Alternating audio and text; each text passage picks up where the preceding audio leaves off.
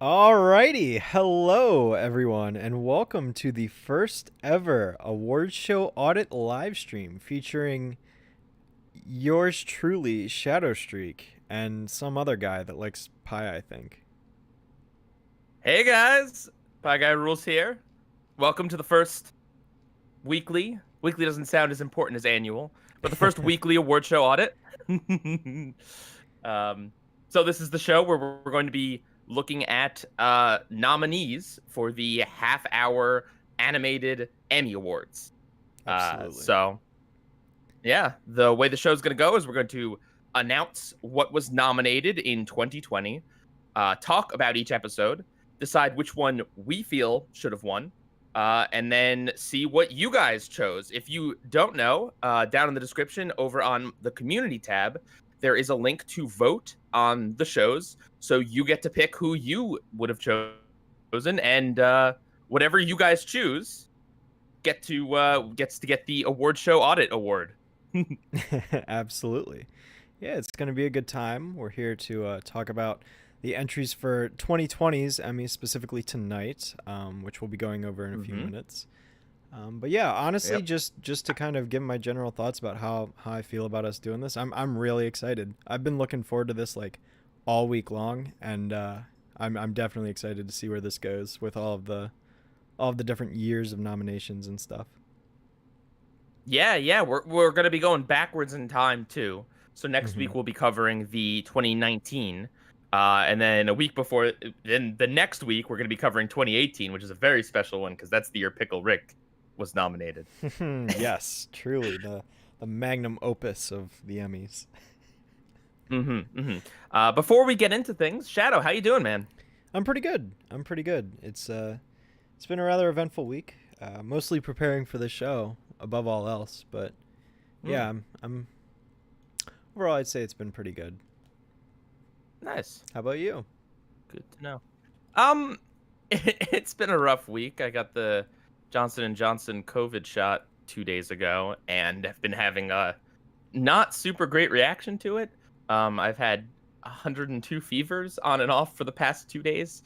Right now, I'm still suffering from side effects. My arm is killing me and a little achy. So sorry if I'm not at 100% today, but you know, I'm trying to make the most of it, and I'm feeling a little better than I have been. So hopefully it's the end of it, and I'm just happy to have the shot and you know do anything I can to help end COVID. Yeah, we're one step closer to getting out of this. Every day we're one Hmm. step closer.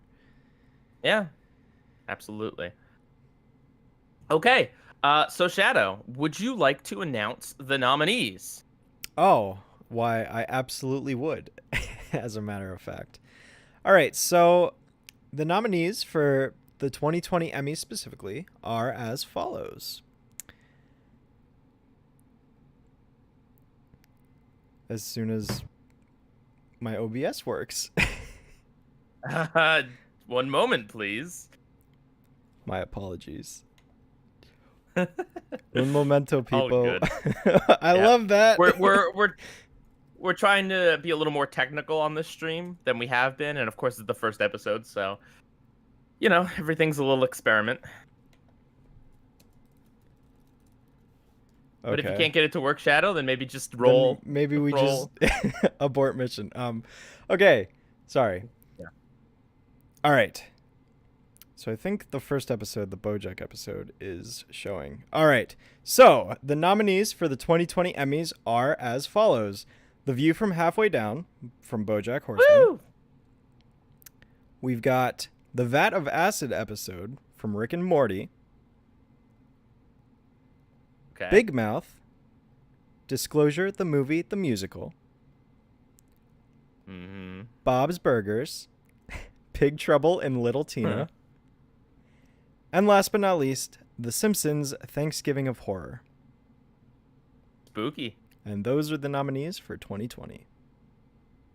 All right. So the first episode we're going to be talking about is BoJack, The View from Halfway Down. Uh, uh, this episode contains major spoilers for the entire series. There's basically no way for us to talk about it without talking about spoilers. So essentially, if you haven't seen BoJack or you don't want to be spoiled, I would suggest you know muting the stream until the BoJack image is off. Right? Did we get the BoJack image up? Yep. Well, nope. I made you Okay. disappear. This is going great. Okay. What's happening, Shadow? Sorry, my OBS is not cooperating. I've got it working. It's good. It's good. Okay. All right. So at any BoJack. rate, we're gonna be talking about BoJack spoilers. So come back if you don't want to hear them. Come back for the next one. Yeah. So what I'm gonna do is I'm gonna throw up a little spoiler tag here on the stream, so we're talking about spoilers. Once I remove the spoiler tag, that is basically the signal that you're good to unmute the stream, and we're going to be moving on to the next episode. So just be on the lookout for that. So Shadow, I think it's important to say that you have not seen any other episode of the show, despite my nagging you. Correct. But he did watch this one, and basically we watched this together, and the rule was I told him that I'd answer any questions, but I wouldn't give him context outside of that. And you asked like one question in the middle of it. You asked like, is BoJack dead? Yep. And I was just like, he took a swim last episode. But Shadow did not see the previous episode or the next episode, the last episode of the series. So I'm very curious as to what you think of this episode without having really any context at all. Yeah, so the first thing I remember, like the first thing I said to you as soon as the episode was over was, even though I have no idea what's happened in the rest of the series at all, I still got it. Like I still got what it was trying to say, because just in my experience, I've heard plenty of people who've talked about BoJack say how it's a very deep show. It makes you think. It makes you sad. It's very introspective and, existential on life and things like that. So like I kind of had a feeling, considering this is like near the very, very end of the whole series, it was going to be something like, pretty big. And it took me a couple minutes to kind of figure out what was going on, but like as things started to kind of piece itself together, I was really starting to get into it. And I definitely, just seeing this episode without like any other context, I see the appeal of this show and why so many people love it, because it's like the writing was great. Like it had me asking questions, not only about what was going on, but about what it was saying. It was making me think about my life. So like clearly it's a very influential show in that sense. So right off the bat, like I was absolutely impressed with this episode. I think it's a very solid episode, even on its own. I think it does stand on its own. See, I tried to put myself. Obviously, I've seen the entire series quite a few times. Although, I've only seen the last season probably like 3 times total, because it's only like a year and a half old. But when watching, I tried to kind of put myself in your shoes, right? I tried to think, well, and the shoes of anyone on the Emmys, right? Because if you're an Emmy voter and you don't watch BoJack, you're probably not going to watch the whole rest of the show just to get context. You're going to watch this episode.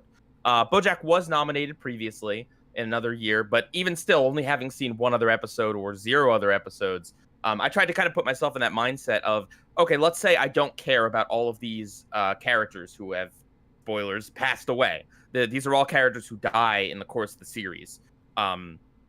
Let's say I don't care about any of them. I don't know how they die or BoJack's role in any of it or whatever. How would I feel about this episode? And I gotta say, yeah, I think it's solid. I think the discussion about what they have at the dinner table about what is life, like what gives life meaning, right? What counts as a meaningful life? Does being a soldier and defending your country count as a meaningful life? Does entertaining people as a pop star count as a meaningful life? Does charity work, does living for yourself count as that? I think that discussion, as well as some of the other parts of the episode, really, you don't need to see anything else. It's an interesting philosophical discussion in and of itself. Absolutely. The part that really kind of stuck out to me was I'm sorry, I don't know the names of the characters at the table, Yep. but the one guy who brought up the fact that even if you're helping others, if you get pleasure from it, it's still selfish. Like that whole like aspect I thought was like really interesting because it's got a lot of truth to it. Like even if you do something kind for somebody else, if it gives you a feeling of satisfaction, you are a part of you doing it just to make yourself feel good, even if that's not obviously your main Oh, intent. but I agree with I don't remember which character said that. But I'm pretty sure Herb is the one that counters it by saying that I mean like everything you do is for your own self-benefit, really. Charity certainly helps other people as well, and you might care about helping other people in the long run, but if it doesn't give you some sort of good feeling, I don't think anyone would do it. Mm-hmm. But the fact that we're having a discussion about Yeah. this, it really means something to me. The episode. This one also has a really great music number by Sarah Lynn, which Mm-hmm. is You Don't Know This Shadow, but this was a song that was in I think the season right before this. Like a stage show version of it. But when Sarah Lynn sings it this time, it kind of transitions into this like outrageous pop song because Sarah Lynn is a like Britney Spears-esque character. She was a child star who became a pop performer known for being like outrageously raunchy and that sort of thing. Mm-hmm. So kind of seeing the juxtaposition of how sad the song is, with like the let's make it a big pop number is interesting. And I mean, some of the most interesting visuals in the episode and possibly even the series. Mm-hmm. Yeah, it was a very striking moment, and it pretty much acts as the whole like turning point of the episode too. Because before that, it's just a very like somber, casual conversation, but there's not like a major like threat involved or anything. It's just kind of building up with the black, I guess, ink or whatever you want to call it, dripping from the ceiling. But it's one of those things where it's like it had me asking like, I wonder what that is. I know that's going to come into Yeah. play later, and then like once they get to the whole like stage show element and she performs that song and then she jumps through the door, it's like there's instantly this mood shift. Yeah. It's like the whole episode just changes direction completely, and it's like I thought that was a really like fun yet like serious way to kind of divert course into that more serious like looming atmosphere. Um, one of the things I really like is Herb's line about like Bojack's like, see you on the other side, and Herb's like, no, there is no other side. This is it. Like, because in a lot of TV shows and movies and all sorts of pop culture, like this idea of I don't know, like the idea of a last episode where like the characters are in purgatory or heaven or whatever. Like, I like the idea that this isn't any of that. This is just literally like as Bojack is dying, his brain is providing him with this possibly comforting image. I don't know, and I mean it really doesn't shy away from the idea that when you die, that's it. And I mean, everyone has their own beliefs. I'm not saying that's what happens, but in media, a lot of the time, it is portrayed more as there is an afterlife, just because it suits the story better, right? Yeah. If there's more to tell when the characters die, that it's comforting to know that they're still around. But it's definitely a lot. It's very somber and eerie that they all just jump through this door into nothing. Nothing at all. Okay, so I have a question for you. Yeah. Is that the character? Is that actually Bojack's dad, or is that just like a representation of him? Because I wanted to ask. Yeah. That. So this is this is what this episode does, which I think is good. I think this is the sort of thing that is award worthy, in my opinion, is challenging in the fact that Bojack's father in this episode is not Bojack's father. That character is Secretariat, who is the character that Bojack as a kid looked up to. Secretariat was a real racing horse, but in the show, he is a runner, like an athletic runner. And Bojack has always admired him, always looked up to him, and when his parents were cruel to him as a kid, Bojack turned to television. So in this fantasy, Secretariat also committed suicide. That's the song, The View from Halfway, or the poem, The View from Halfway Down. So in this episode, the character is a mix between BoJack's father and Secretariat. Secretariat in the rest of the show is played by oh gosh, what's his name? John Krasinski, Jim from The Office. Okay. But in this episode, he's played by Will Arnett, who plays BoJack's father. There's a line in there, but it's kind of fast and throwaway where he's like, "I know this is confusing because I'm your father and also Secretariat." But yeah, no. So and there's a lot of interesting things you can think about. Of course, BoJack sees Secretariat as more of a parental figure than his own father. But yeah. Okay. All right, that makes sense.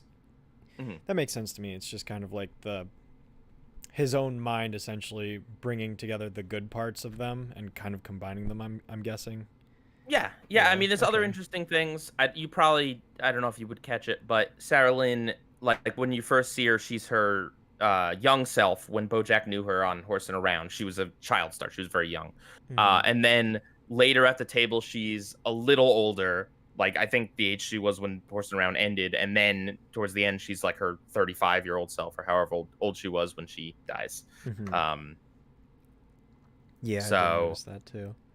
yeah, but that's cool. Like I think it's a really dense episode in that way, and I think there's a lot of interpretation that one can do. Um, so yeah, I mean, I think this episode is 100% makes sense to be nominated. Definitely more so than the show's finale. The show's finale is, a good episode. It's fine, but like this is the showstopper, really. Well, actually, no. The showstopper is the name of an episode from the previous season. But okay. yeah. But no, I mean, it's also funny because Herb mentions winning an Emmy in this episode, which I was like, oh,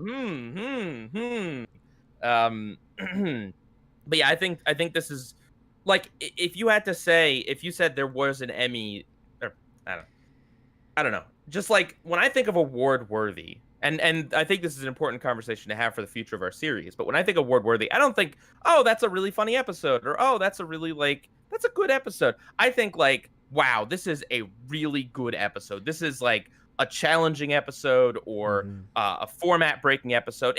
I mean, it certainly could just be like a very, very good episode, but like, I think it needs to have something more than just, oh, it's funny or oh, it's entertaining. Like, I think it needs to be the best of the best, really, because there's a lot of animated shows out there. There's a lot of material. So yeah, I think this is just incredibly valid. We have a question from someone in the chat. Hojack Borsman, great name. Do you think this should have been the series finale of the show? I like this episode way more than the actual series finale and thought it would have been a much more fitting series finale. Here's the thing. I mean, I'm sure you're a fan. As you know, the second to last episode of BoJack in any given season is always the crazy episode with usually a lot of drug use, dream sequences, flashbacks, a lot of just insanity going on. And I completely understand why this one is the big crazy one and the next one is a lot more mellow. I like the last episode because this episode doesn't have any of the other cast members aside from Diane at the very end, only her voice. I think we definitely needed an episode with all the rest of the cast, and just like any other season, you need like a kind of like a downward action. Yeah. That's basically the last episode is basically an epilogue, and honestly, if you think this is the end of the story right here, I think that's also a valid interpretation.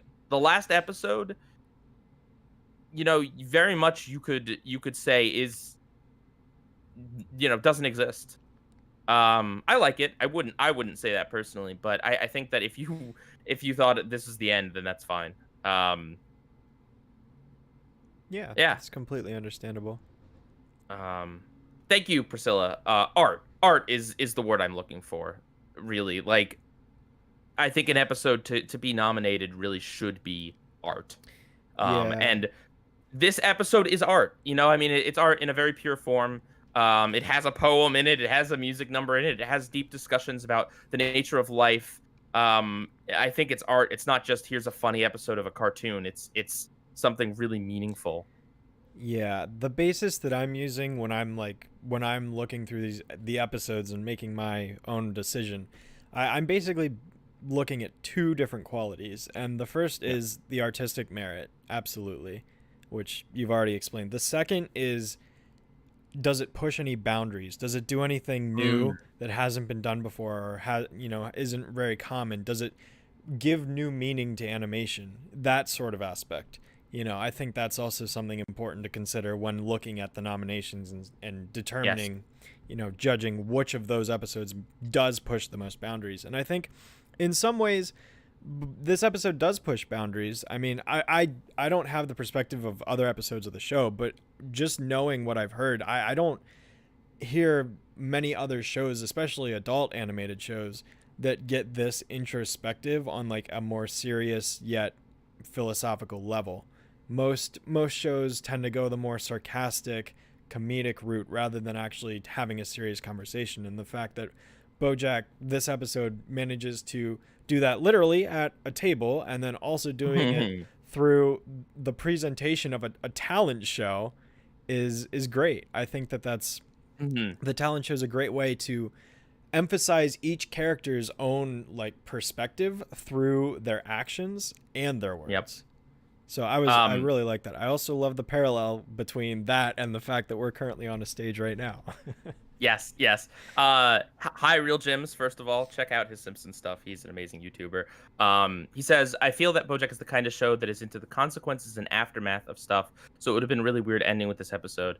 And the Hugh guy says, ultimately, BoJack is an optimistic show. If it ended here, it wouldn't make sense. It'd counteract the message that people really can change if they face the consequences of their actions.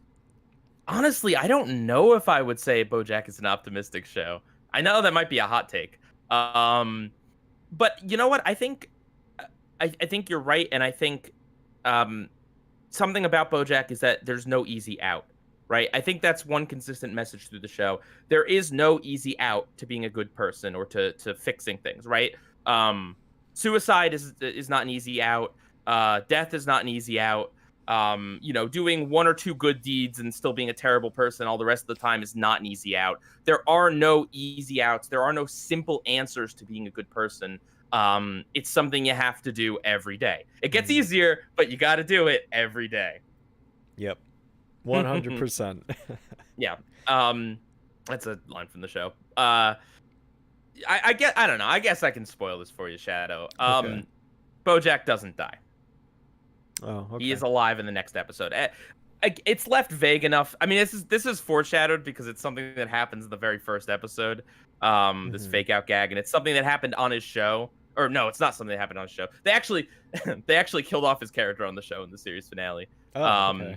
Um, yeah, which I thought is sweet, man. Could you imagine if like Full House killed off Danny at the end? That would be sweet. Or Michelle, really. I mean, Uh, I mean, at I any don't rate, think Full House is the kind of show to do that, but I know, I I mean, know, that would I take know. some guts. Yeah. Um, yeah, Pete of Dawn. BoJack is a realist show. That's fair. I think at times it's optimistic. I don't think it's pessimistic necessarily.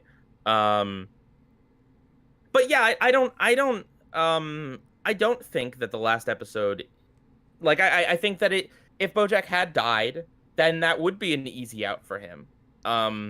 I mean, not that death is easy, of course, but just that it's life does go on, that, and Mhm. I think a lot of people predicted or guessed that BoJack would die at the end of the show, but it's too easy, right? It's too obvious.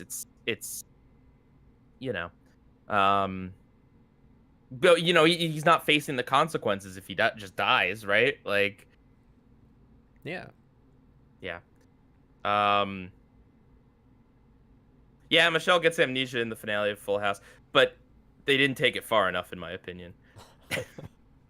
I'm She sorry. has to die. At any rate, this is not a particularly funny episode. I don't think it needs to be, but just worth noting. However, you in particular, like, nearly died at Zach Braff's segment. I did. Um, if you're curious, Zach Braff is a character that dies in the show in a just a really kind of stupid way, in my opinion. But Zach Braff is the king of series finales, in my opinion. Scrubs finale is the best, the real finale, not the fake one. Um, so, but yeah, the whole bit where he's very slowly being pushed, being roller skated into the abyss, while listing off all of these projects. Like I started a Zach that made the whole world braff, or that kept the whole world braffing, and the Zach Braff project, all that stuff. Oh, and his line about like, oh yes, me and Donald Faison are really best friends in real life, because it's a fact that everyone knows. Anyone who knows anything about Scrubs knows that they're actually friends. They stayed friends. All this other stuff. So actually, Zach Braff is there. Zach Braff does a good job at being the comic relief in an otherwise very heavy episode. Yeah. I like you said, I absolutely died at the whole roller skating bit. I thought it was great. Mm-hmm. Yeah. There's a million things that could certainly be said about this episode. But I think we can move on at this point. Wait, one detail I want to point out. I didn't even notice this, but Teddy Street says, notice how Bojack's chair is a coffin. I never noticed that, but that's actually really cool. Oh, I would not be. Oh yeah, wow. I would not be surprised, like if everything. By the way, the pattern behind him is a horse. I don't know if you can see that. Mm-hmm. I wouldn't be surprised if everything in this episode means something or other. Yeah, there's probably some subtle imagery that I did not pick up on. That's definitely in there. Yeah. Oh man. Yeah. There's just so much, and I love. One more thing. I love the fact that there's like this funhouse-esque contortion to everything in the episode. Like the room where they're eating is all slanted. The ceiling is a projection of Bojack in the pool. Like the whole thing is just so surreal. And honestly, I almost envy you not having seen the previous episode. I mean, the previous episode's fantastic television as well, but like not knowing, because I mean, if you see the previous one, it's not immediately like super obvious that he's probably dying, but it's something you pick up on pretty fast. But not having any clue that that's what this is about from the start is, I would imagine, pretty fun. Mm-hmm. Yeah, I was definitely entertained by the episode through and through. Okay, are you ready to move on? Yep, I'm gonna go ahead and take down the spoiler tag now. And we are going to go ahead and move on to the next episode, which is the Vat of Acid episode from Rick and Morty. Actually, hang on. If you're just joining us, we really liked the Bojack episode. We really did. Just thought I'd throw that in there. No spoilers, but we really, really liked it. Okay. Mm-hmm. Through and through. All right, so next up is the Vat of Acid episode from Rick and Morty. And right off the bat, I'll say that this is my favorite episode of season 4 of Rick and Morty. I really enjoyed this episode too. This was a really good one. Yes. Obviously, by the way, there will be spoilers for the episodes we're talking about, but we're only going to use the spoiler tag if it's a spoiler for the series as a whole. Yeah, this episode is it's good. Yeah. So this episode is about Rick coming up with this plan to hide in a vat of acid from gangsters, and Morty hating it. And then he taunts Rick into creating a do-over device. And hilarious results endure. Yeah. It's in the way that you use it. I love this episode because it reminded me of like the earlier Rick and Morty episodes. Like, I don't think the series has like completely gone downhill or anything, but like this reminded me of like season 1, season 2 episodes that like really just went all out in the wackiness of what Rick could do. I mean, like the sheer complexity of such a simple idea, hiding in a fake vat of acid, and then like the alien gangsters are trying to like test to see if it's like real, and Rick just pulls out this gun and blasts the ladle when and then he's got spare bones for in case they drop something. Oh yeah, it's great. It's like Rick is prepared. The plan would have worked. The plan totally would have worked if Morty didn't botch it. Yeah, and then Morty's like, I can't take this. Yeah. The thing about the episode is ultimately like, and I mean, I think how you feel about Rick and Morty, or like what you like about it, or how you feel about this episode will depend on how you feel about the show as a whole. I honestly am not the biggest fan of when they try to kind of go deep, or you try to make you feel bad for Rick or whatever. Like, I think it can work every so often, but I'm a lot more of a fan of the off the wall, Rick and Morty like kind of hate each other. Anything goes, and Rick can be as disgustingly awful as possible, and that's what this is, really. Rick is a monster to Morty in this episode. And Pete of Dawn has a good point. There's no Beth or Jerry outside of a non-speaking cameo at the end of the episode, towards the end. There's no subplot either. It's all just the one I mean, it's multiple concepts. The episode is pretty clearly divided into vat of acid, rewind device, and consequences of rewind device, I suppose. So yeah, but I think, I mean, it's so great because there's so many turns the episode takes too, because you think like, and it's hilarious. It's hilarious that Morty is mocking Rick for such kind of like a cartoonish plan. Like, sure, it works, but it is kind of stupid, right? Like, of all the things that he could do, it is a really stupid thing to invent. And just thinking about the time that Rick took, right? He had to go there with a big vat. He had to get rid of the existing vat. Or I guess he had to go there, drain one of the vats of acid, make a Mountain Dew compound or whatever. The fake bones, the gun, just in case there's a ladle, because there's always a ladle, of course. Yep. And yeah. Oh man. And I love how the entire episode is just an elaborate setup for Rick saying, "I told you so." Like, I told you it was a good idea. I love that. Like the whole build up, because I remember I was watching the episode and like that entire like 5-6 minute sequence of Morty just messing with the device and going on this like huge like relationship with this girl, and like they have, they're getting along great, and then they have a little fight, and then they go on vacation. They get their plane crashes, they have to survive in the Arctic, that whole thing. And then it's like, it just comes back, and oh my gosh, I was like, is this going anywhere? And then lo and behold, of course it did. Man, you're right though. Rick is absolutely a monster in this episode. Like what he essentially puts Morty through, it's insane.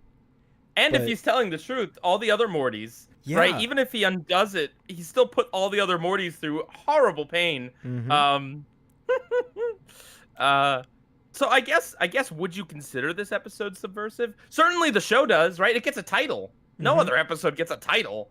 Like the episode, which is also funny because you haven't seen the episode right before this, correct? The train episode? I did see. I've seen all of season 4 except for the last episode. Okay. The train episode is definitely the more subversive one. I like the vat of acid episode a lot more. I think the train episode's too subversive for its own good, to be honest. But like, would you say that this is, I guess, like award worthy? I would say it's definitely worthy. Yeah. I would, like I said, I'd say it's the best of the season. It's very enjoyable. I think the fact that it has so much, because like when you watch just like the first 3 minutes or so, you have no idea where the episode's going. I could have sworn it was going to be a bottle episode. Yeah, so did I. Not that there would have been anything wrong with that. I thought they were just, exactly. I thought they were just going to sit in the vat of acid and things were just going to happen while they're stuck there. But no, it completely like breaks that. It leads you one way and then it's like, nope, we're actually doing something different. And I like that they, the idea of saving your game is very like, it's very relatable, because it's like, sure, it's not original, but the fact that they do so much with it. Hang on. Yeah, and Rick even mentions that it's an idea copied from Futurama, because like, let's be real, Rick and Morty did a lot of what Futurama did. I mean, they're not the same show, but like there's a lot of overlap between ideas between the two. And it goes even beyond that, where like Rick and Morty has parodied so many movies with their episodes. Like they're very self-aware that it's like, yeah, we're not original, but we have a different spin on the idea. And it's Have you seen The Prestige? Yes, The Prestige. Do you know what that is? Yes, The Prestige is my favorite Christopher Nolan movie. Oh. Okay. I didn't know what it is, but I know Rick mentions it at the end. He's like, I prestige you. Yeah. Do you? I don't know if anyone is worried about spoilers for that movie, but I just wanted to. I mean, you don't have to explain it, but just like, is this episode similar to The Prestige in any way? Yes. Okay, because that's what Rick implies. So. Yes, Okay, it's very fair enough. similar. Not only in like just the concept, but also Mhm. the structure of the story. Because I won't get too deep into it, but Yeah. the movie The Prestige is basically about two magicians who are like rivals with each other, and they're like they work Huh. together. Something tragic happens. They end up becoming rivals, trying to outdo the other with their magic tricks. Mm, Kind of like how Rick and Morty are at odds with their ideas. mhm. And then it ultimately ends with one of the magicians pulling like a fast one on them that they like never saw coming, and it just like completely demoralizes them. And yeah, Prestige, great movie. Go watch it. Fantastic. Okay. I love that movie. So yeah. Yeah. And yeah, I mean the episode's super funny as well. Mhm. Someone mentioned the acid proof guy. like Yes. like at the very end of the episode where he gets it poured on him and he's like, "Oh my god, I'm acid proof. I'm out of here. Suck it." Like he pulls down his pants and everything. He's just like, Oh my god, "Oh the best part man." is the after credit scene where he goes on the talk show and he's just like, "Oh yeah, I'm acid man, dip me in." And then he like starts burning and they Yep, just keep yep. lowering him. They don't stop it. They don't help him. No. It's great. No, no. Uh, Um Yeah. And I mean, like, that's the thing. Rick and Morty, a lot of the time, does do these movie parodies. Like, a lot of the time. Um, but I feel like the combination of ideas in this episode is really what makes it all work, in my opinion, is that it's not just, here's an episode with Rick and Morty sitting in a vat of acid. Or it's also not just, let's do a straightforward time rewind episode. It's everything at once, right? It's the overarching narrative of Rick versus Morty, where you think maybe Morty's kind of like got a leg up on him because he used Rick's ego to trick him into, or tease him into making something. mhm. Um, but so there's just a lot going on in the episode, and it's so good. It's really good. Yeah, absolutely, 100%. I adore this episode. I'm definitely gonna rewatch it again, and probably another time after that. I really can't get enough of it. Also, As they make fun of the dragon episode a lot, which is fine by me. yeah, Which that's is not the a same wasn't a very season. good one. It's the same season, so like, and they don't forget they praise Pickle Rick.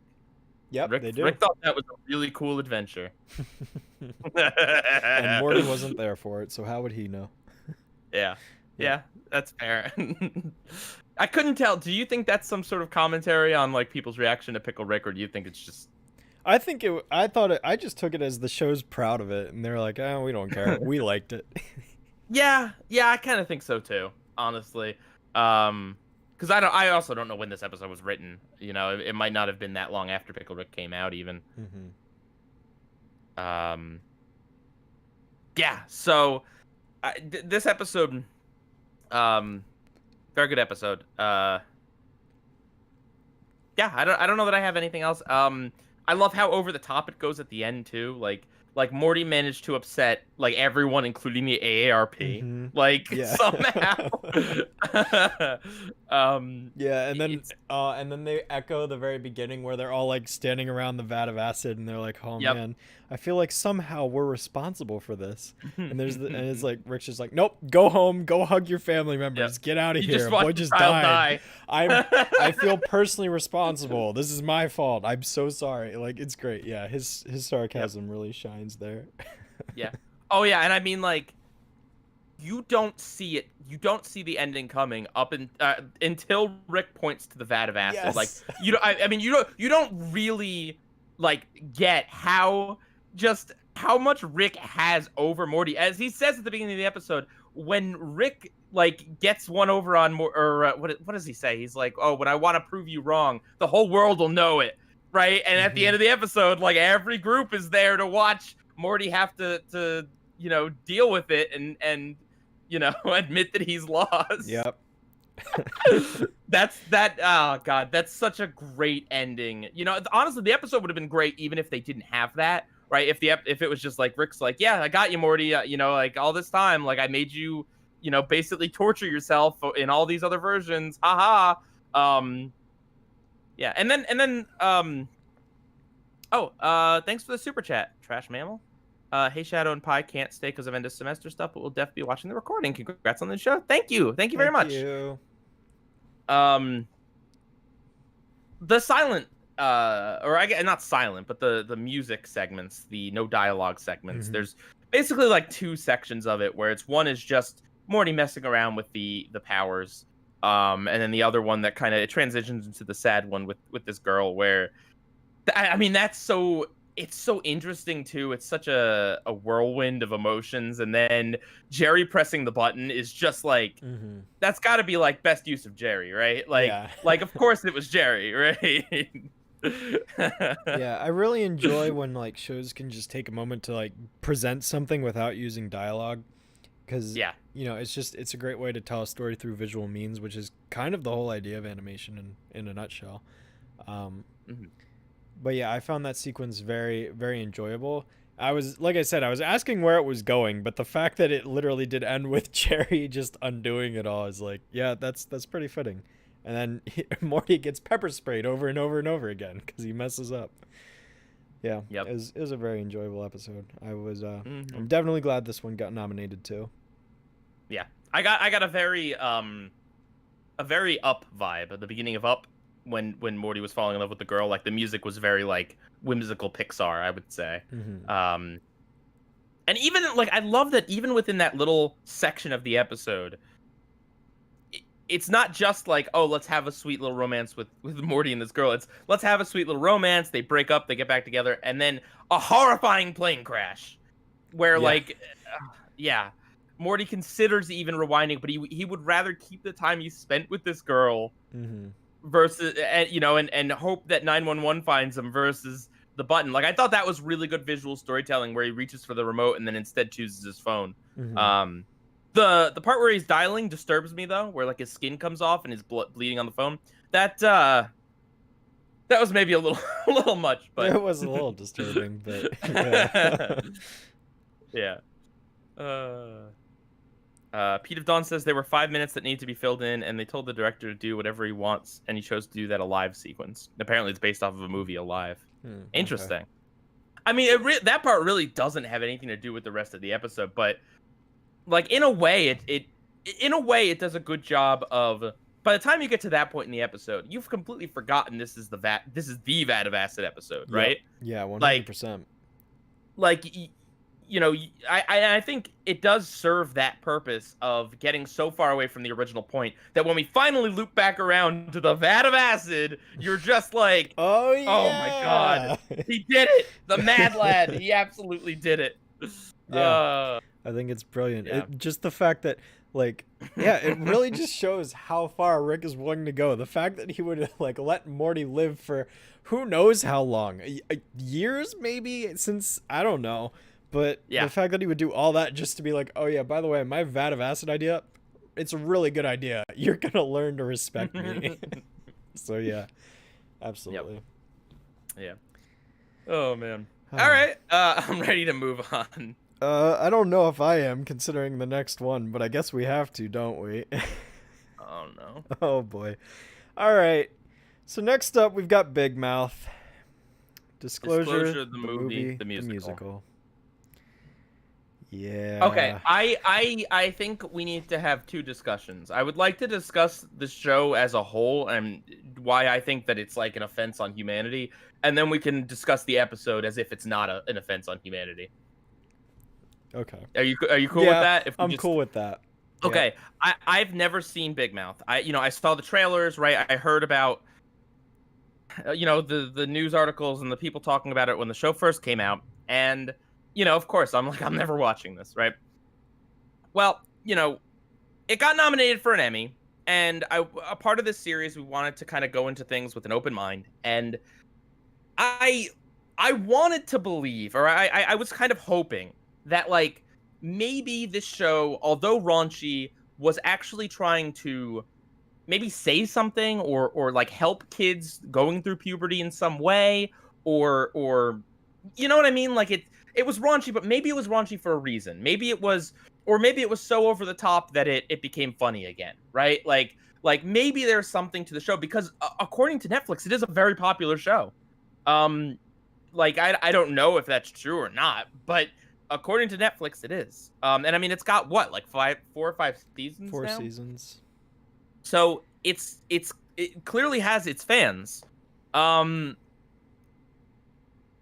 Yeah, I'm gonna go ahead and preface this that I've seen, I don't know, four or five episodes of the first season, because like when this came out a few years ago, like everyone was talking about how awful it was, and I was like, could it really be that bad?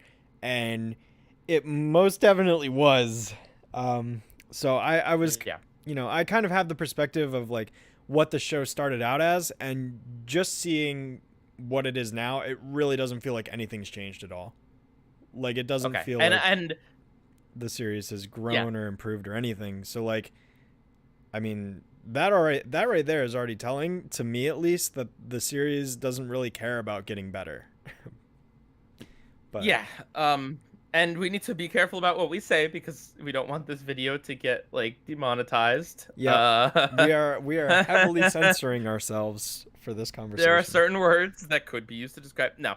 But like yeah, the thing is it is basically wall to wall kids being put in adult situations. Mm-hmm. It is characters telling children, maybe they're teenagers, are they 13? They're not They're it's like middle school, 17. so Y- they're like Yeah. early teenagers, Yeah. like 12 to But 14. like in this episode there's one of the puberty monsters that is actively telling this little girl to do some really adult things to this little boy, and it's just like as an adult I'm just kind of disgusted. Like I, I mean I don't know what to say, but just like It's very uncomfortable. It's a very uncomfortable yeah. show if you have any sense of like ethics or morality. The thing too is the timing of the show is weird because every other week we get a YouTuber or a Hollywood celebrity or a politician. Someone comes out, someone is outed as a child abuser. We get this stuff. We there's so many people that and then to see a whole show that seems to be just based on this. I mean, I don't know the rest of the show, I guess, but just speaking on this episode, um, there's a child abuser in the episode, and Mm-hmm. they take parts of it seriously and parts of it not, and it's not funny. It's just like I. For a long time, I was a fan of South Park, and I mean, even things like Family Guy. Like, I'm pretty sure there's an episode where like Stewie gets pregnant, right? The thing is with that sort of thing, it's so over the top insane. South Park's got such a simplistic art style. It's so far separated from reality that like when those shows do over the top ridiculous insane things, it doesn't feel as icky. But when this show does it, because the whole episode is wall to wall, let's have a bunch of really inappropriate words being said to the and from these children. It's so uncomfortable. Yep, 100%. And like yeah, as you mentioned, nothing in this episode was funny. Like neither of us laughed at all. We watched this episode together like earlier in the week, and neither of us really made a sound. Not a No. chuckle, not even a smirk. Nothing. There was not one line of dialogue, not one gag in this entire thing that even got me to crack a smile. I was like No. deadpan the entire time. I'm really not Not a not fan even of. not even I didn't even crack a smile at how ridiculous it was, because the problem is the whole episode, it doesn't build to like some crazy over the top crescendo. It's just raunchy and gross from start to finish. Here's the thing. Here's this episode. We can talk about the actual episode. The Yep. premise of the episode is that the kids in the school are putting on a play based on an erotic film. That is the premise of the episode, the overarching premise. There are like 8 different stories. There's too many dang stories in this episode. Mm-hmm. But the overall concept is that they're putting on a play that is raunchy and adult and disgusting, and that's never questioned in show. Like, look, I understand 13-year-olds talk about adult stuff. It happens, right? You go through puberty, you have feelings, you talk about stuff. Fine. If that's what the show is, then fine. But this adult, who turns out to not be a great guy later on, puts on this play, and nobody seems bothered by the fact that it's based on a real life, very explicit movie. Yeah, Like, and all the what's kids are the deal with that? like, the opening musical number is about the kids Yeah. singing about it, and it's like, I don't really like. I don't understand how this is enjoyable. Like Someone in the chat mentioned that the show is very popular with teenagers, and I believe that. I do, and I do kind of feel that maybe for teenagers, this show could have some merits and make them feel heard or whatever. But like, unfortunately, I feel like the application of this show, the kind of people who might actually be watching it, the fact that those people are watching it just disgusts me more than anything else. Right. Yeah, I don't know. I can't fathom. I just can't fathom like just being an adult watching this and like not feeling uncomfortable.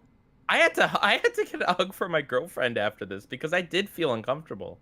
Like, okay, so the episode is about, so they're putting on this musical. There's also a B plot about the coach or the ex-coach from the school getting a makeover from the Queer Eye guys, which is, hey, you got to do a Netflix plug, right, for their new show on Netflix. And even still, it's the best part of the episode because it's so far removed from everything else. Yes, because it's not about children being put in inappropriate situations. Yep. But however, that episode, it's also about this guy who lives on a diaper barge because raunchy. I don't know. Yeah, I don't know. Okay, but then in the main storyline, so the one girl who's dressed like a minion, she is starting to develop these adult feelings for this her co-lead in the play. There's also another story about how several characters are offended at the play, not because it's a play about an adult material, but because they're offended at the stereotypes, which fair enough, they're not wrong, but like you would think that maybe the principal of the school would care more about that it's literally an adult explicit play, like okay, and then I don't even know how to say this, but there's another storyline. I don't know how to say this without getting us demonetized. I don't even, like, can we even talk about this? I don't really know how we're going to. Look, the guy, the director of the play, turns out to be a creep who is doing inappropriate things, and we get to see it. Yay! Yep. We get to see it, right? That's funny, right? Don't you love it? Mm-hmm. And it's unclear if it's played for laughs or not. But he is being inappropriate with one of the children in the school, and the other kids find out about it and expose him. And again, you know, no one cared when this dude was being really inappropriate with children in the play, or like by the play existing at all. But then this now they care about it, and it's because the show is inconsistent as all get out. This episode tries to do a storyline about child abuse. But the whole show is raunchy and disgusting, and I don't understand where they get the right to talk about this. It's very serious subject matter in the way that they do. Yeah, 100%. And the other thing, if we can go back to one of the other points you brought up, is what I like when the episode started. What I thought it was going for is in relation to those specific students that were offended by the stereotypes and how things were in the 90s versus how they are today. You know, that mistreatment. I thought that was going to be the driving force of the episode, kind of what the message was about. But the thing that bothers me is that they go to the principal and the principal tells them, "Suck it up. You're 13. You don't understand. Whatever." And it's like, on one hand, yes, like they are 13. Maybe they don't fully understand the levity or the gravity of the situation. But at the same time, it's like that entire aspect, which could have been used for something good and thought-provoking, is completely dropped in favor of that specific drama teacher being outed. And it just never goes anywhere. So it's like, what's the point of it even being in the episode in the first place? It doesn't do anything. Yeah. No, here's the thing. I came away from that storyline not knowing whether the show was pro or anti, I don't know if it's cancel, but like, I guess like woke cancellations of old media or whatever. Like, you know what I mean? Like, I did not understand what the show's point was, which side of the issue the show was on. That is bad. And it's not like this is a nuanced both sides are right sort of thing, right? Either the kids are right for saying this is problematic and bad, or the adults right for saying it doesn't really matter. And within the show, they don't bother answering that because this episode is filled with like 8 different storylines. You know, and of course, the one, you know, the one takes over at the end because it is the most serious of them. You know, this is also a season show. It ends on like a cliffhanger, so I'm sure there is more to this, more to some of these storylines. But like, I don't know. I was really saddened to find out that Will Arnett played the puberty monster because I've seen that picture all over Netflix. They push the show in everyone's face, especially because I watch BoJack and other animated shows that Netflix makes. So to find out that he was attached to this made me very sad. And not only that, but there's so many great people that are attached to this show, like John Mulaney and Mantzoukas, and like there's so many good talented comedians and people who work on the show or voice the show. And how does it come out like this? I mean, it looks like absolute garbage too. It does. I don't need to tell 100%. you the designs are terrible. The animation, it's not awful, but it's nothing special. So then let's get into it. Why was this nominated for an Emmy? Because apparently whoever voted on the nominations for the Emmys, they thought it was passable and acceptable, I guess. I don't know. Either don't... not enough things got nominated from the people making the shows, right? That they kind of had to put this on. Probably not likely, right? Or more likely, I guess, is just, I don't know, the voters, for some reason, that's definitely not quality. The voters, maybe they didn't watch the episode. I have no idea. But this is the sort of thing that really makes you kind of feel like the whole thing's a sham. Like, I know we're on the first episode of our show, yeah, so I'm not going to come to that conclusion just yet. But, you know, I think another thing is just going off of the title, the fact that it's like got like an event sounding title, like, oh, this is a musical episode. This is like a special like part of the season. This really sticks out from everything. Like, I feel like that could have had something to do with it, where, you know, it's just kind of like, oh, well, this must be the pinnacle of the series right now, so we may as well. I mean, I get, yeah, and that's the thing too. Oh God, as a musical episode, this sucks. I can't tell you any of the songs. I don't remember a single lyric. No. Don't worry, we'll let you know who win at the end of the show. Yeah.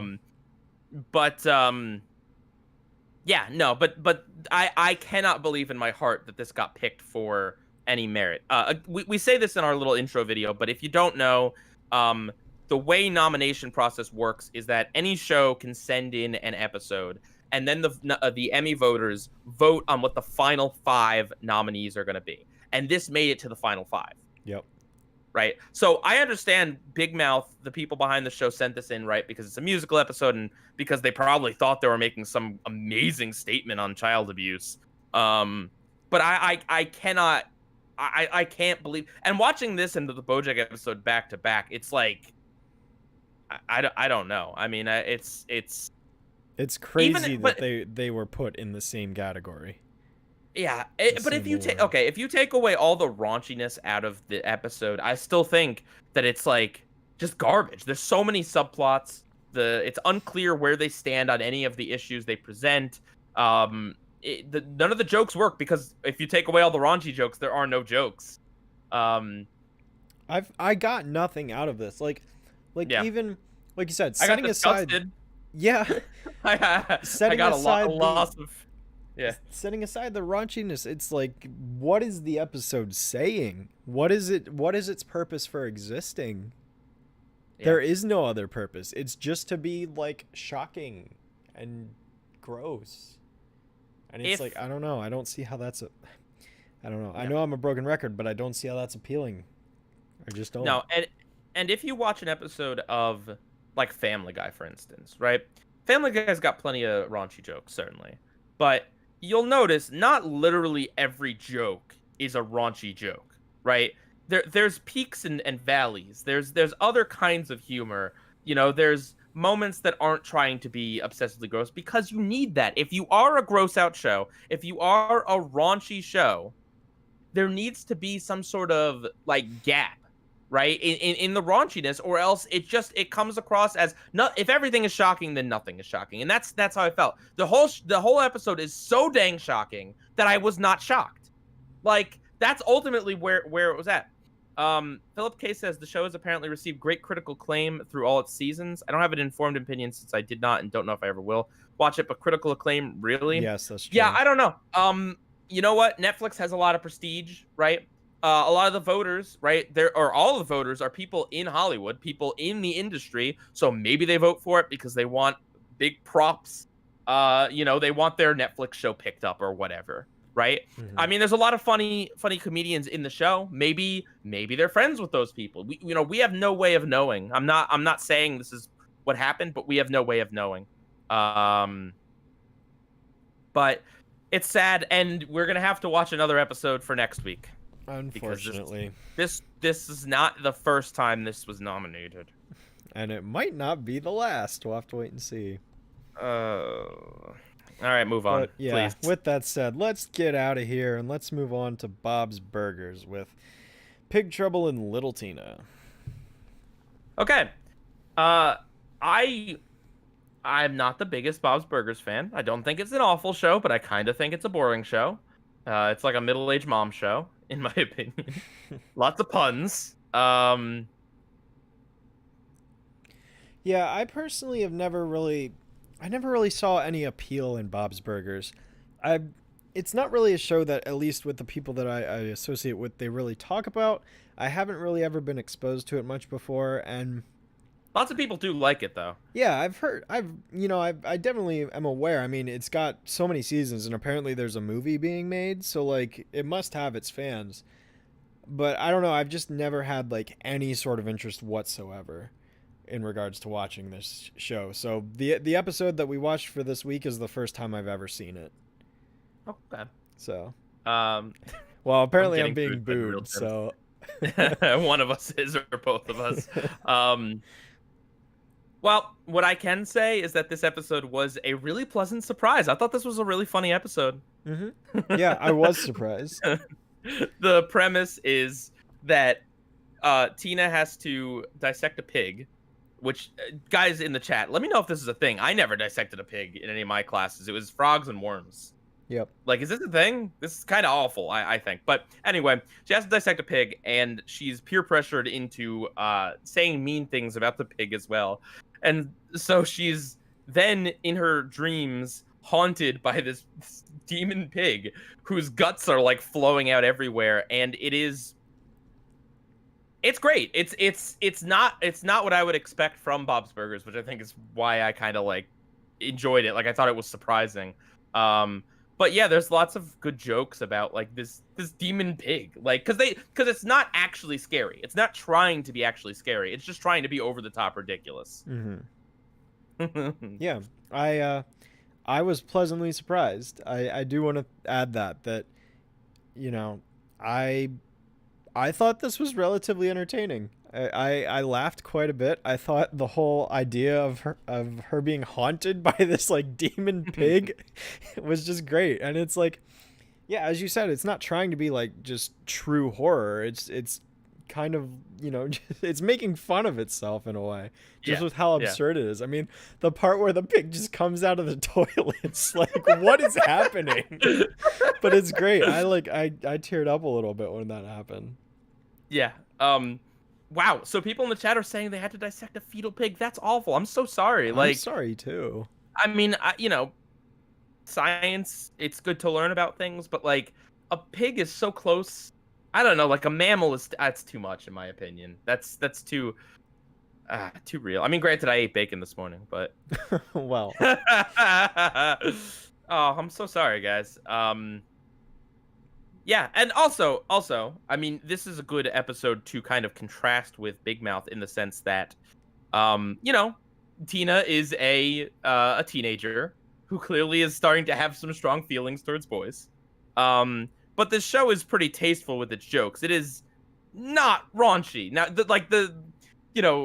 she imagines Jimmy Jr.'s her crush's, like, overall flap opening up, right? Like his shirt's off. Like, you know what I mean? Like, I think Bob's Burgers does a lot better of a job. I mean, amazingly compared to Big Mouth. But in general, I think one of the things it does do is I think it does do a good job of kind of portraying what it's like to be about that age. Yeah, so Bob's Burgers was about a family of cannibals, and I kind of wish that was the premise. Um, I don't know. It's just, I guess it's just not interesting enough for me as a show. But at any rate, yeah, this is probably like my favorite episode of Bob's Burgers, except for the one where he's stuck in the bathroom. That was another good one. It's a musical. Go figure. Yeah, Bob's Burgers is good with its songs. Oh yeah, you were very shocked at the credits that there was a song about it. Yeah, I had no Because idea that was an aspect of the show. yeah, they always do credit songs, and this one was over the top even for the show. Oh, and let's not forget the subplot was that Bob had like large wax in his ears. Mm-hmm. That's the subplot, and it's great because it very much like I don't know, it felt like something so inconsequential that like if you can make this interesting, then you've done a good job. And they made it interesting, so they did a good job. Yeah, absolutely. I love the way his wife's just like so adamant and persistent about getting it out of his ear to the point where he can't even sleep because she's constantly looking over him. It's great. Yes. It's super entertaining. The fact that they made something so simple so interesting is like it's got my respect for that. Absolutely. Do you think this was deserved of being nominated for an Emmy? I mean, I don't know. I don't have the rest of the show to compare it to, so like I don't know if this is a standout episode relative to itself. No, but don't look at it that way, because I But- mean, a lot of the Emmy voters maybe have only seen a few other episodes. Right, exactly. And I will say, I'm not upset by it being nominated. I wouldn't say this is particularly like boundary breaking or anything. But it was it was a fine episode. I thought it was good. So, yeah, you know, I'm not upset by a nomination, but I personally don't think it's like the best of the year or anything like that. This is just a reminder that voting is open. At the end of the show, we're going to take into account all of your votes and award our own award to the winner. So if you click on the description in this video, click the link and you can vote now. And at the end of the show, we'll announce that. Just thought I'd remind everyone of that. But yeah, no, although I think this is a good episode and it made me laugh, I don't know that it's art. Like I get like it's borderline, because there is some element of subversion, I suppose, in that it is, the making fun of horror. But I don't know. I'm kind of in the same boat where I'm not offended that this is on here. I don't think it's as horribly unfitting, or it's horribly unfitting like Big Mouth is. But I don't know. I don't think it stands up to the Vat of Acid episode or The View from Halfway Down. Right. Just comparing it to what we've talked about already. Yeah, complete agreement there. Yeah, and I try not to throw too much shade on Bob's Burgers because I think it is for a lot of people like a comfort show. Because it is, I don't know, it's pleasant. Like every so often I'll find myself watching an episode or two, even if it's not my cup of tea. But the last time I tried to watch it, I ended up watching an episode where Gene was in the bathroom with horrible diarrhea on Thanksgiving, and the family was telling him all these really dumb stories about food. So I'm like, yeah, okay, I'm probably done with the show. But then I watched this, and I'm like, oh, maybe I should watch better. Maybe I should watch more. Yeah. Okay, well, speaking of Thanksgiving, yeah, that brings us to our final nomination of 2020, which is the Thanksgiving of Horror episode from The Simpsons. Woohoo! So, get used to The Simpsons. yeah, every year. It doesn't matter how good the season of The Simpsons is. Every year. Every It deserves it a lot of the single time. year. It deserves it a lot of the time, certainly, but like, not always. So, I'm sure you are familiar with a Treehouse of Horror, which is every year except for the first one. The Simpsons does a horror-themed anthology episode where it's 3 shorts that are usually spooky, usually movie parodies. Sometimes they're just like science fiction or whatever they feel like doing that's non-canonical. This past year they did a Treehouse of Horror, and then they also did a Thanksgiving of Horror. Mm-hmm. Which is the same thing but Thanksgiving. Yeah. So in that sense, it is subversive by its own standard, right? Well, hang on, but that's subversive in terms of Simpsons. I don't know that transposing the same idea they've been doing for 30 years onto a different holiday is like Emmy award winning or Emmy worthy, Emmy nominated worthy. Okay, so I'll just lead off with saying that Shadow's a normie. Like with BoJack, I haven't really seen that much Simpsons at all. Shadow doesn't watch good television. But I'm aware of the Simpsons' reputation over the years and how everyone praises the first third or so of it, and then it just went downhill. And the movie's good, and then it goes more downhill. So like I get that, but I'll just say right off the bat that I didn't hate this. Like I wasn't like really bothered by it. But I also don't have other other Treehouse of Horror episodes to really compare it to. But just like seeing this as essentially my first time experiencing a Treehouse of Horror-esque episode, I really wasn't bothered by it. I mean I understood 2 of the 3 movie parodies that they were doing, so I mean that I had that to really like tie it to, and I mean I don't know if you want to go through each one or what, but I'll just say that a Gobbleipto was my favorite of the 3. Yeah, so I mean, I thought this was good. I enjoyed this episode. As the real Jims would say in a video that he made recently, it could be perhaps a hidden gem of modern Simpsons. Yeah, and I mean, you hear the idea like they're gonna do, and they're horror themed as well. It's not just an anthology of stories. They're So, you hear that they're going to do Thanksgiving themed ones. You're just kind of like, can they really squeeze 3 horror themed Thanksgiving stories like into an episode? Like, can they really do this? But I think they made it work. We can certainly go through the 3 segments. Okay. Yeah, right off the bat, a Gobbleipto. That's a great pun. I love that. Have you seen the original Apocalypto at all?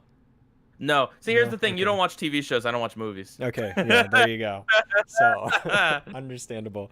I got pretty much all of the references that they were making, and I thought that they were really clever ways to tie it in because, like, there's just so much. Like, it follows the structure of the movie.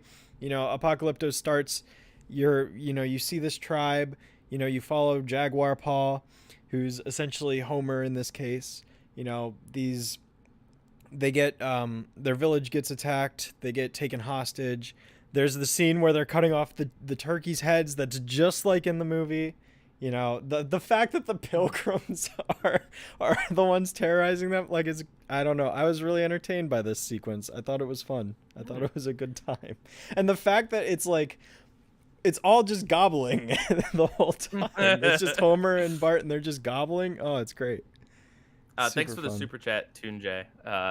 Who says at 24 minutes is the longest episode. Of the ones we're talking about, or of The Simpsons? Oh, I'll wait for you to answer that when the chat catches up. Yeah, no, the Simpsons as turkeys is definitely a striking image. Mm-hmm.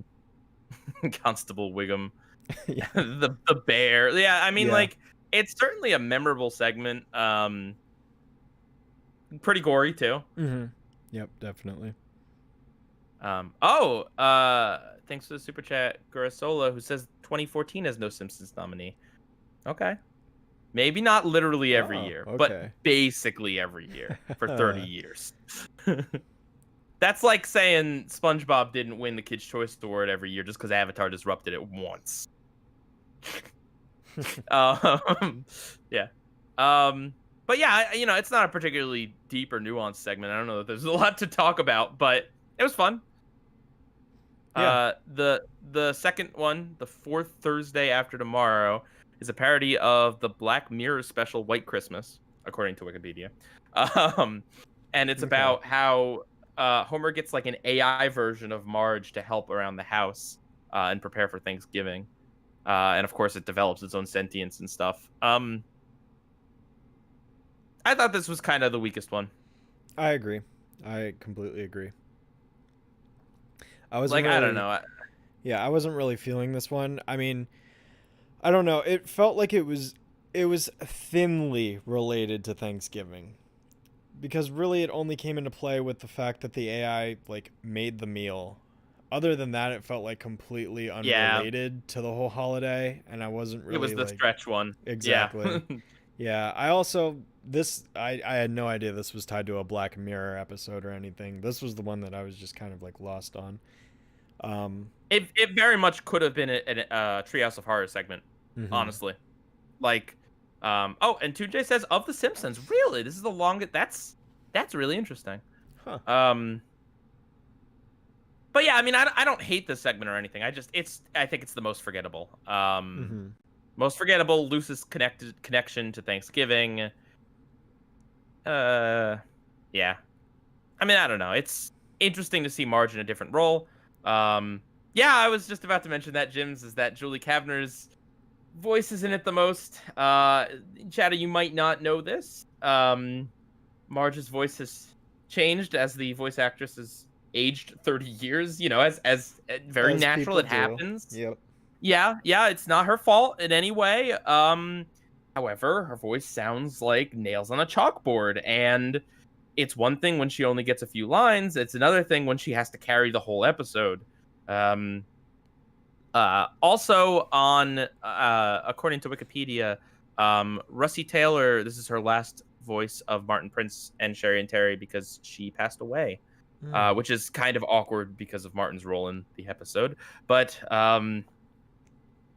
yeah, that's a shame too. Unfortunately, at this point, The Simpsons voice cast is just kind of, it's got a lot of problems because voice actors are passing away. Voice actors they can't voice their characters in the same way that they used to. They're now replacing characters, which, I think they're doing for very good reasons. However, I don't necessarily think that some of the new voice cast have nailed their roles. Like, I just saw an episode with new voice of Carl. Not this one, but and I don't think he sounded anything like Carl. And it's like, I think they're doing a good job trying to get more representation, but I just don't think he pulled it off. So, this is just one of those things when you have a show for 30 years. Yeah, that's bound to happen. Yeah. And then my favorite segment was the last Thanksgiving / the first Blargsgiving. Yeah, this one was fun too. Yeah. Wikipedia calls it a parody of Alien and Life, but really it's kind of like a parody of like basically any movie where it's like, Earth is doomed and humanity's gone off into space and they've kind of cryogenically frozen themselves. And there's like a monster. Like there's a lot of movies and TV shows. Like I just watched Raised by Wolves and it's got some similarities there too. So like, yeah, this is really fun. So basically the kids come out of hibernation early and then they want to have a Thanksgiving to remind them of home. And Bart duplicates like, what is it? Cranberry sauce. Yeah, which turns into this blob-like monster who eats. And I thought this was really clever. He doesn't eat people. He eats people's bones because, of course, it's a gelatin-based. And gelatin's made out of bone marrow. Sorry if you enjoy gelatin, as I do. But it's I thought the jokes about like Milhouse running around with his boneless hand, floppy arm. Yep. I thought that was pretty funny. Just like the way that the monster would eat the bones was pretty good. Like, it kind of like straddles that line. It reminds me a lot of the Treehouse of Horror segment where the Springfield Elementary staff are trying to they cook and eat the children. Like, this episode, it's not like super scary or anything, but it kind of straddles that line where like it's got a little bit of horror. Like these are children's bones being sucked out by a horrific monster, and like the shot where he's eating all of the kids in the big room and you just kind of see their shadows. Like I think it's well done. I think it did a good job of kind of straddling that line. Mhm. Um, Yeah, 100%. It just kind of lets your imagination fill in the gaps there. So, yeah.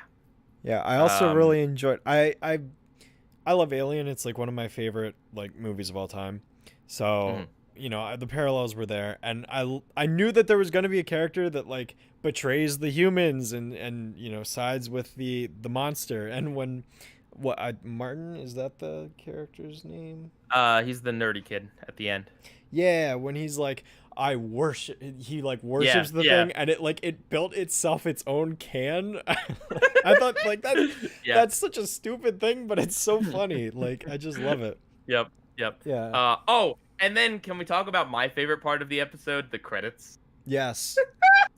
Absolutely. So I had no idea this was coming. I don't remember if he mentioned it in his video because I saw his video, but like the credits of this episode are a like half deflated Bart Simpson balloon from the Macy's Thanksgiving Day Parade from who knows how many years ago, played with horror music under it. Yeah. And it's just you're just like, what am I looking at? And it just crossfades between a few shots of it through the whole credit sequence, and it's the funniest thing It's because it's such a good tie-in to the holiday. It's yes, great. yes, and it's so Absolutely. true. Some of those balloons when they're like half deflated, even when they're like appropriately inflated, they look disturbing. Like Hmm. they look They really do. horrifying. Um Yeah. My and the fact that gosh. it was definitely from someone mentions it was on the season 3 bonus features, so it was definitely in like a 90s like the fact that the video quality wasn't like from last year or something, it was from years ago, definitely helped. Hmm. Oh, that's right, Jims didn't want to spoil it. Well, we don't care. But yes, it is one of the scariest endings of The Simpsons, absolutely. Absolutely. um that's pretty amazing. Yeah, Yeah, what a so note to okay. go out on. Yeah. Do you think this deserves? Well, I don't want to say we should just assume that The Simpsons.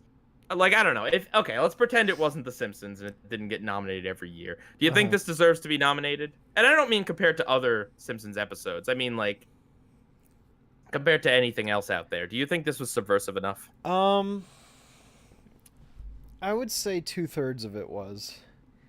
I Yeah. The thing is like especially with Agabalipto, like that felt like it was the most of like pushing a movie parody into something different, in Hmm. the sense that like they really went all in with the turkey aspect and the pilgrims, and like that really felt like Thanksgiving-esque. Not trying to diss the last Thanksgiving sequence, because that was still good, but like I didn't feel like it went enough into the Thanksgiving aspect. Okay.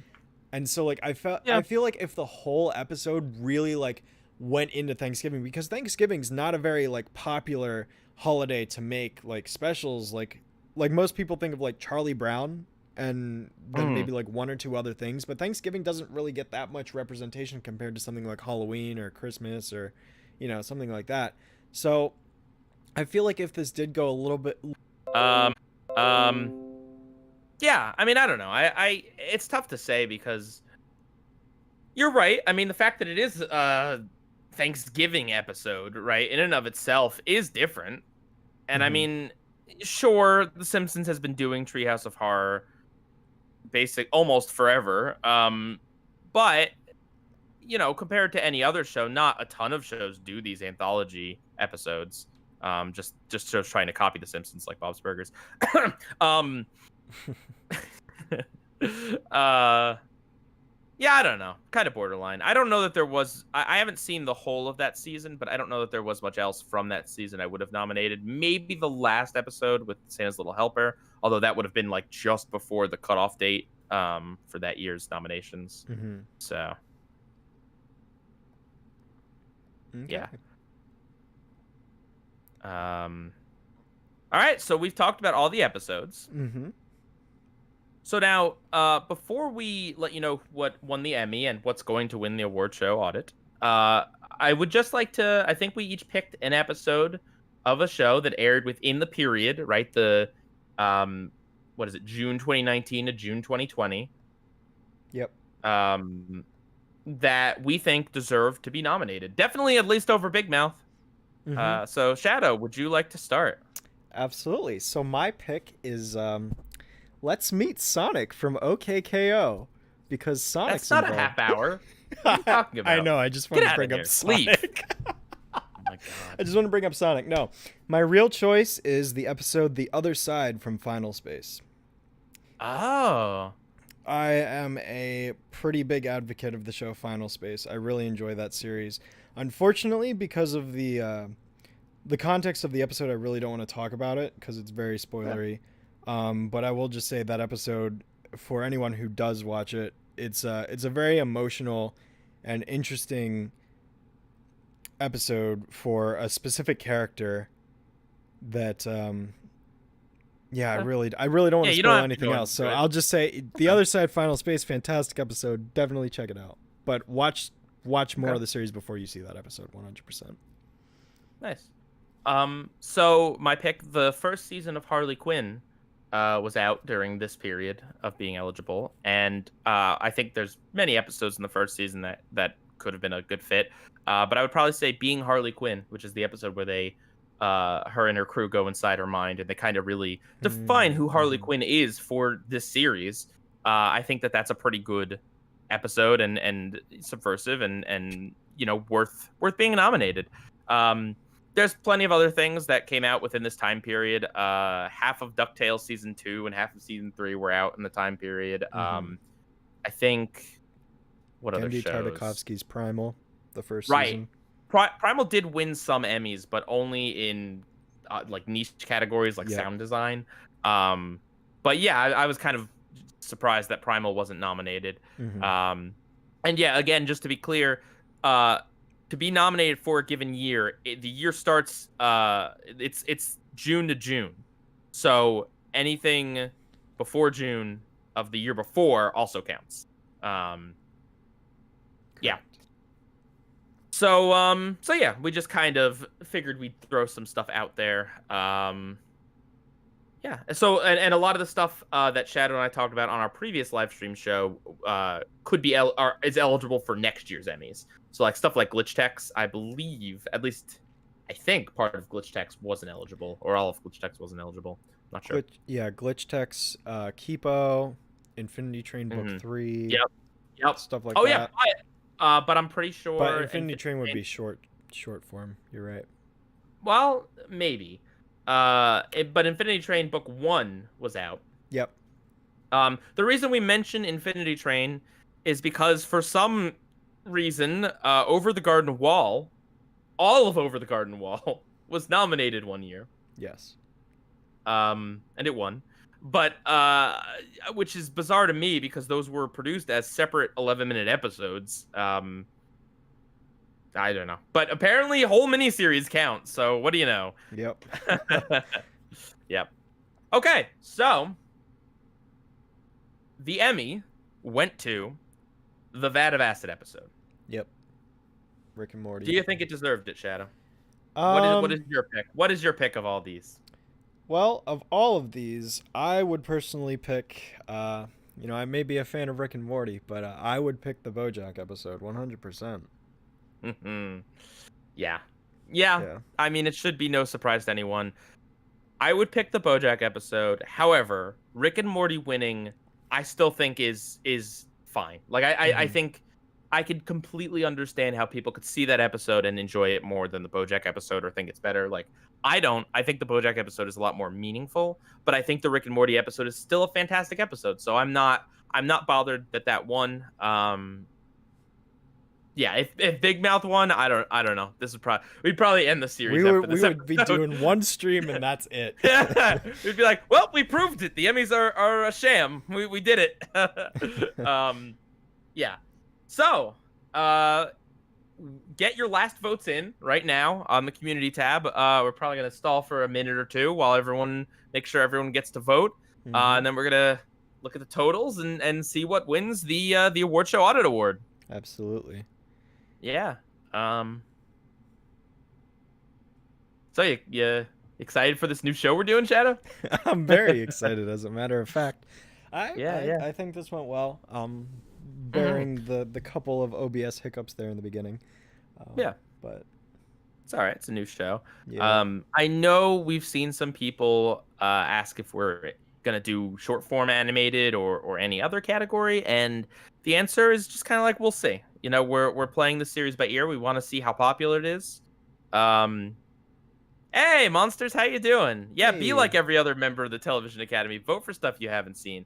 Don't pick Big Mouth though. Yeah, don't, please. I mean, you can if you want to, but No, I'm you just can't. I'm gonna kind of assume that anyone who votes Big Mouth is a troll, Yeah. or hasn't seen any of the rest of the episodes, I guess. Even then, if you've seen the Big Mouth episode, you wouldn't want to vote for it anyways. I don't know. True. Yeah, we do have awkward award show banter. That's right. This is the part Shadow Shake, would you like to plug a new movie you're in? Oh boy, yeah, I'm in the Shadow Initiative. Yeah. Powerpuff Girls CW show. No. Well, I mean, I don't know if it's gonna be as dark and gritty as all the other ones. There'll be plenty of shadows in there, so I guess. Did you know Donald Faison, who is real life best friends with Zach Braff, is going to be in the Powerpuff Girls movie? Therefore, making it relevant to our discussion today. Well, how about that? What do you know? I guess if you had to loosely rank these episodes. If I had to rank these loosely. episodes, I would from worst to best: Big Mouth, Bob's Burgers, Simpsons, Rick and Morty, BoJack. Okay, I would put Big Mouth at the bottom. Mm-hmm. I don't know if I'd pick Bob's Burgers over Simpsons or Simpsons. I don't know. That's tough. I'll put Bob's Burgers and Simpsons in a tier together. And then Rick and Morty, and then BoJack, of course, being my favorite. Right. You're lucky both is an option this time. Don't you start with me. Okay, so we're gonna tabulate the votes. We're gonna get the Academy to the prestigious whatever company like handles the awards or whatever to write it down on a super secret piece of paper. Okay, Shadow has just been holding that piece of paper all show long. Yeah, that's true. But don't worry, we totally take your votes into account. Yep. With a whopping 67% out of 370 total votes. So I guess do the math if you're able to. The winner of the very first award show audit is BoJack Horseman: The View from Halfway Down. Yay! Yay! Yeah. Oh yeah. Yeah. I mean, it deserves it. It deserves it. Like, I know it's not everyone's cup of tea, but I mean, come on. You know, look, if you're a clueless voter, like a clueless Emmy voter or whatever, and you don't know anything, you should at least vote for BoJack to look smart, right? Mm-hmm. Vote for the artsy episode, okay? Even if you don't know anything, it's artistically valid. So yeah. There you go. Oh man. Coming up next is the Vat of Acid episode with 15%, not surprising. Mm-hmm. And then The Simpsons, Thanksgiving of Horror with 10%. Big Trouble in Little Tina, 5%, and Big Mouth with 3%. Oh, okay. So that pretty much mimicked my ranking exactly. Yeah. What? Okay. Do you have? Can you pull up a calculator or something? I want to know how many people voted for Big Mouth. Listen, it's okay. It's okay if you did. It's completely fine. You said it was 3%. 3% of 370. That's 11 people. Wow. All right. So 11 people trolled us. Good job, guys. Yeah. Thank you, Jims. We are more artsy than the Emmy voters. We also have no skin in the game. We have nothing to benefit by. So, you know, I'm not saying we're objective, but like, we're probably more objective. We're more objective. Yeah. All right. Well, we're about to close up the show. Do you have anything else to say before we announce next week's nominees? The only thing I really have to say is watching this episode of BoJack has made me consider watching the rest of the series. So take that as you will. But I very much enjoyed the episode, and it definitely got me interested. So I'm already satisfied with us doing this. Nice. Yeah. I guess I'll just say we're doing this Thursdays at 7 p.m. Like I said, we're going backwards in time, so things are gonna get more nostalgic as we go on. Next week's nominees are very similar to this week's. Only one show is different. So, yeah. So Shadow, would you like to announce the nominees for the 2019 Outstanding Half-Hour Animated Emmy Award nominees? Absolutely. So these are the episodes that we're going to be talking about next week. If you want to have the same context that we do, feel free to watch these within the next 7 days. The nominees for 2019's Outstanding Animated Program are as follows: The Simpsons, Mad About the Toy; Adventure Time, Come Along With Me; Beautiful. Big Mouth, The Planned Parenthood Show; Bob's Burgers, Just One of the Boys for Now. I think I've actually seen that one. Ooh. And last but not least, BoJack Horseman, Free Churro. And I could sure go for a free churro right now. Mm-hmm. Don't worry, BoJack is not nominated every year, so I won't have an easy out. No, but I mean, this is going to be interesting because you guys know I'm also a big fan of Adventure Time. And I know, yeah. So yeah. All of these shows are available on Netflix, Hulu, and Disney Plus. Simpsons. Well, this season of The Simpsons is on Disney Plus. Yep. Adventure Time is on both HBO Max and Hulu. Big Mouth is Netflix, Bob's Burgers is Hulu, and BoJack is obviously Netflix. So yeah, please feel free to watch along. And yeah, I'm very excited. There's a lot of big stuff. The Adventure Time series finale in there. A very big, very, I don't know if I'd say controversial, but very experimental episode of BoJack. Yeah. Big Mouth. Yeah. And some episode about Grandpa Simpson being an Army Man toy. Yeah.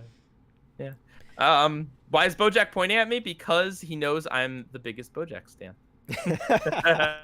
I want to thank everyone for being here. Yeah. Thanks, Real Gyms and Monsters and CDCB for showing up and modding a little bit. And thanks everyone. Thanks to the super chats. Thanks to everyone. Absolutely. Thanks to you too, Shadow, I guess. Aw. Well, thanks to you too. Aw. All right. See you guys next week. Yeah, hope you're looking forward to it. PIEGUYRULZ out.